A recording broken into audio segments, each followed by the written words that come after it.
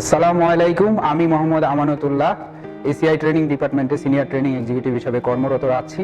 আজকে আরেকটি এপিসোডে হাজির হলাম। আজকে আমাদের যে সেশনটা আছে সেই সেশনের উদ্দেশ্য হচ্ছে ঝিঙ্গা চাষাবাদ পদ্ধতি। তার মানে ঝিঙ্গা একটি আমাদের কিন্তু অত্যন্ত কার্যকরী সবজি। যে সকল সবজি রয়েছে তার ভিতরে কিন্তু একটি ঝিঙ্গা খুবই উপকারী একটা সবজি।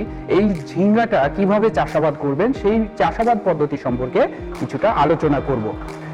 তো ঝিঙ্গার ক্ষেত্রে এসিআই সিড ডিপার্টমেন্টে দুর্জয়ের নিয়ে কথা বলবো, এর কিছু ক্যারেক্টারিস্টিক্স নিয়ে কথা বলবো এবং চাষাবাদ পদ্ধতি নিয়ে আলোচনা করব।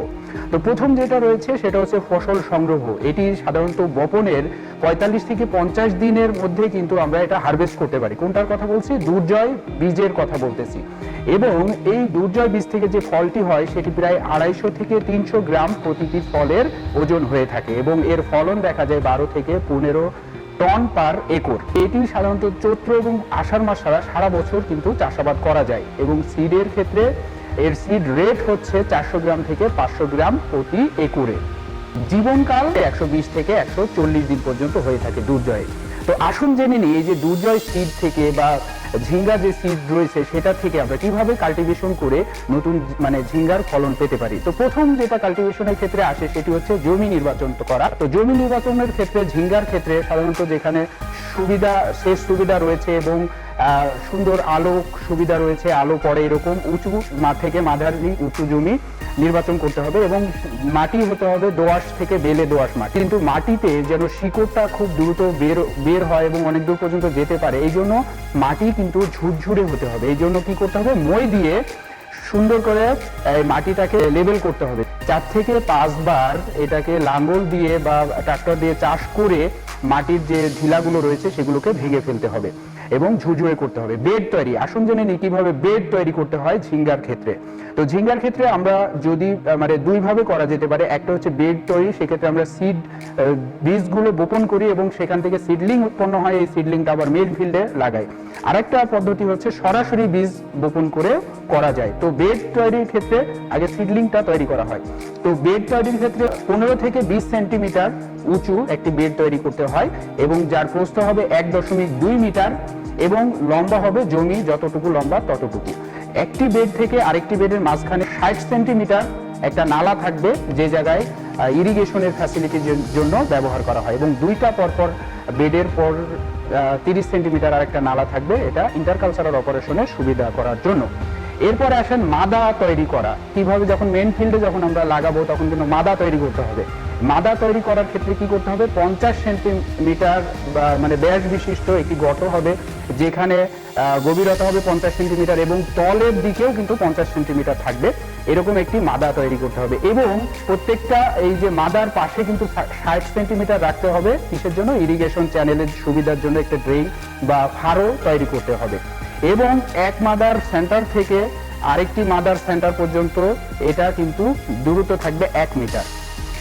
মনে রাখবেন যে মাদাতে যদি সরাসরি বীজ বপন করতে হয় তাহলে কিন্তু 5 থেকে 6টি বীজ লাগাতে হবে, যেন এটার কোনোটি যদি জার্মিনেশন নাও হয়, কোনোটি না কোনোটি জার্মিনেশন হবে, সেখান থেকে যেন আশানুরূপ ফল পায়। এই জন্য মাদাপতি বীজের ক্ষেত্রে 5 থেকে 6টি লাগাতে হবে। এখন আসেন ফার্টিলাইজার কিভাবে দিতে হয়। ফার্টিলাইজারের ক্ষেত্রে আমরা জানি যে গোবর সার দিতে হবে, ইউরিয়া, টিএসপি, ফসফেট, এমওপি এবং জিঙ্ক এবং বোরন সারগুলো দিতে হয়। তো এটার ডোজ যদি আমি 33% বিঘার ক্ষেত্রে বলি তাহলে 1 থেকে 1.5 টন গোবর সার দিতে হবে। তারপরে ইউরিয়ার ক্ষেত্রে 20 কেজি, টিএসপির ক্ষেত্রে 20 কেজি, এমওপির ক্ষেত্রে 18 কেজি। এছাড়াও এসিআই ফার্টিলাইজারের জিপসার রয়েছে, সেটি 10 কেজি দিতে হবে 33% 1 বিঘা জমিতে। এছাড়াও জিঙ্ক, মনোজিঙ্ক আছে 1 কেজি, আর বাম্পার যে বোরন রয়েছে সেটা 1 কেজি দিতে হবে। এই সবগুলো মাদা যখন তৈরি করা হয়, এই শুধু ইউরিয়া এবং এমওপি ছাড়া সবগুলো সার মাদাতে দিতে হবে, ঠিক আছে? আর যেটা ইউরিয়া এবং এমওপি সার এটা কিন্তু 4 কিস্তিতে দিতে হবে। কখন কখন দিতে হবে?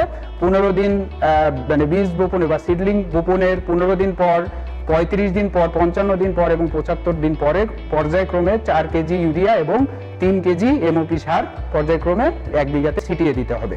এখন আসেন পরবর্তী কিছু ইন্টারকালচারাল অপারেশন আছে ঝিঙ্গা চাষের ক্ষেত্রে, সেটা হচ্ছে এক নম্বর যদি বলি শেষ সুবিধা দিতে হবে যখন গ্রীষ্মকালে বা যখন বিশেষ করে পানির খুব ক্রাইসিস থাকে, গাছকে পানি পর্যাপ্ত পরিমাণে দেওয়ার জন্য আমাদের কিন্তু সেচের ব্যবস্থা করতে হবে এবং এক্ষেত্রে দেখা যাচ্ছে 5 থেকে 6 দিন পর পর কিন্তু সেচ দিতে হবে। বিশেষ করে মে মাস থেকে ফেব্রুয়ারি থেকে মে মাসের সময়, এই সময় কিন্তু সেচটা নিয়মিত রেগুলার দিতে হয়। আরেকটা হলে বাউন্ড দেওয়া বলা হয়, যেটাকে মাচা তৈরি করার কথা বলা হয়েছে, যে মাচা তৈরি করতে হবে অবশ্যই। যদি মাচা তৈরি না করেন তাহলে দেখা যাচ্ছে ওই যে ঝিঙ্গাগুলো মাটিতে যদি টাচ করে তাহলে সেখানে হলুদ হয়ে যায়, অথবা পরাগায়নে ব্যাহত হয়, অথবা দেখা যাচ্ছে ফলটা পচে যায়। এই জন্য মাচা তৈরি করে দিতে হবে। মাচা তৈরি করার নিয়ম আপনারা অনেকেই জানেন।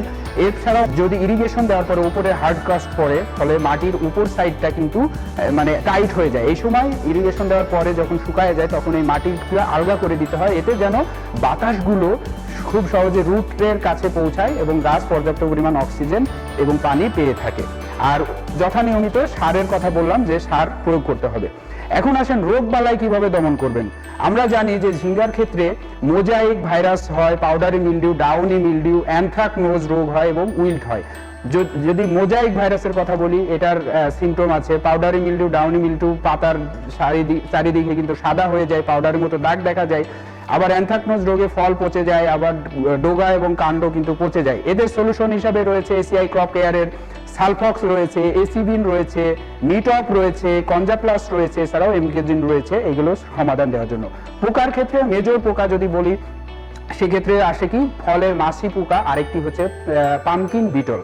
এই মাছি পোকাটা কিভাবে খায়, ওরা কিন্তু ডিম পাড়ে ভিতরে, ফলের ভিতরে ডিম পেড়ে ফলকে নষ্ট করে দেয়। আবার পামকিন পোকাটা কি করে, পামকিন বিটল যেটা, সেটা কি করে পাতা খেয়ে ফেলে, ফলে ওরা কিন্তু পাতাগুলো সালোক সংশ্লেষণে ব্যাহত হয়, ফলে কিন্তু গাছ আস্তে আস্তে মারা যায়। এদের সলিউশনের জন্য এসিআই ক্রপ কেয়ারের সলিউশন রয়েছে টিডো প্লাস এবং এসি মিক্স, এগুলো দিয়ে কিন্তু খুব সহজে দমন করতে পারবেন। পরাগায়ন করা, কৃত্রিমভাবে পরাগায়ন করা, দেখেন যদি মানে কৃত্রিমভাবে পরাগায়ন করলে কিন্তু 20 থেকে 25% ফলন বৃদ্ধি করা যায়। এক্ষেত্রে বলা হয়েছে যে হেক্টর প্রতি যেখানে ঝিঙ্গা চাষ করা হয় 2 থেকে 3টি যে মৌমাছির ঝাঁক পালন করা, সেক্ষেত্রে দেখা যাচ্ছে তারা পরাগায়নে সহায়তা করবে এবং দেখা যাচ্ছে যে 20 থেকে 25% ফলন কিন্তু বেশি হবে। আরেকটি কৃত্রিমভাবে কিভাবে করা যায়, আমরা জানি ঝিঙ্গার ফুল ফোটে বিকেল 4টা থেকে সন্ধ্যার ভিতরে কিন্তু। সো বিকেল 4টার পরে যখন ফুল ফোটে অথবা সকালবেলায়ও ফুল ফোটে, তো এই সময় কি করতে হবে, যে পুরুষ ফুল রয়েছে তার পাপড়িগুলো ছিঁড়ে পুরুষ ফুলের পুংদণ্ড যেটা রয়েছে সেটা স্ত্রী ফুলের পাপড়িগুলো ওপেন করে গর্ভমুণ্ডে এটা ঘষে দিতে হবে। তাহলে কি হবে, দেখা যাচ্ছে পরাগায়নটা নিশ্চিত হবে। এভাবে পরাগায়ন যদি নিশ্চিত হয় তাহলে 20 থেকে 25% ফলন কিন্তু বৃদ্ধি হবে। সো ঝিঙ্গা চাষের ক্ষেত্রে এই পরাগায়নটা খুবই গুরুত্বপূর্ণ। এরপরে লাস্ট আরেকটি কথা, সেটা হচ্ছে ঝিঙ্গার এইভাবে যে পরাগায়নটা হলো, পরাগায়নের ফলে 8 থেকে 10 দিন পর কিন্তু ফল সংগ্রহ করা যায় এবং এই সময় ফল সতেজ হয়, উজ্জ্বল হয় এবং দেখতে খুবই চকচকে হয়, বাজার মূল্য বেশি পাওয়া যায়। উজ্জ্বল যে ঝিঙ্গা রয়েছে তার ক্ষেত্রে আমরা আগেও বলেছি যে একর প্রতি 12 থেকে 15 টন কিন্তু ফলন হতে পারে বা তার চেয়েও বেশি হয়। আপনারা অলরেডি বুঝতে পেরেছেন যে ঝিঙ্গা কিভাবে চাষাবাদ করতে হয়। আশা করি সবাই এটি উপকৃত হবেন এবং ঝিঙ্গা চাষ করবেন। ভালো থাকবেন, সুস্থ থাকবেন। আসসালামু আলাইকুম।